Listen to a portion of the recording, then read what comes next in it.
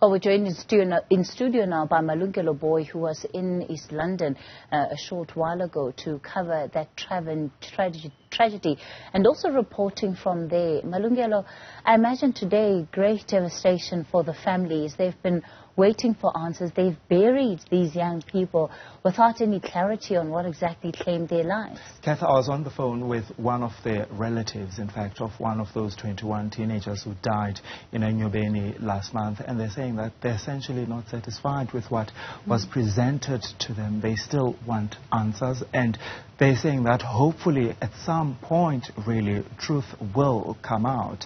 The battling, because they want closure. They're saying that they would really want to know what killed their children, as you've heard there from that from the press conference, that, you know, the alcohol levels were actually not as high so that they could actually die, but also the carbon monoxide. But the debate, Kathy, on the issue of carbon monoxide was thrown out even during my time in the Eastern Cape by some people that we were talking to, because earlier there were suggestions that because of generators that were being used at that tavern, perhaps that could have resulted to that tragedy. But we know that those generators were in fact not inside the premises of that tavern on that day. It becomes a mystery that has deepened even further, and the reason why the families want answers is not just for their peace of mind, but it's also for accountability, culpability. Yeah.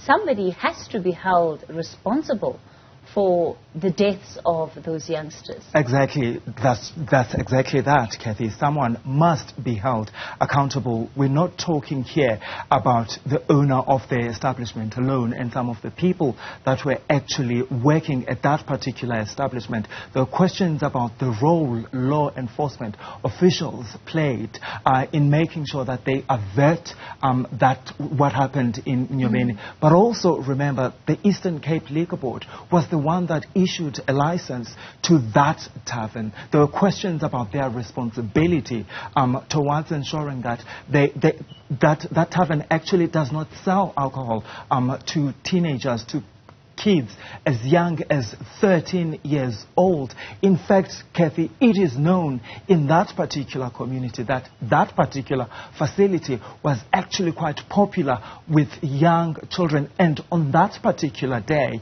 in fact, it was a Sunday. It was a Sunday, and we know that people actually were forced, because were made to come dressed in black. There was a particular dress code, and if you came dressed in black, you'd actually get, you know, free booze. But also we've heard that, Kathy, that some of the patrons at that particular establishment at the time actually came drunk already.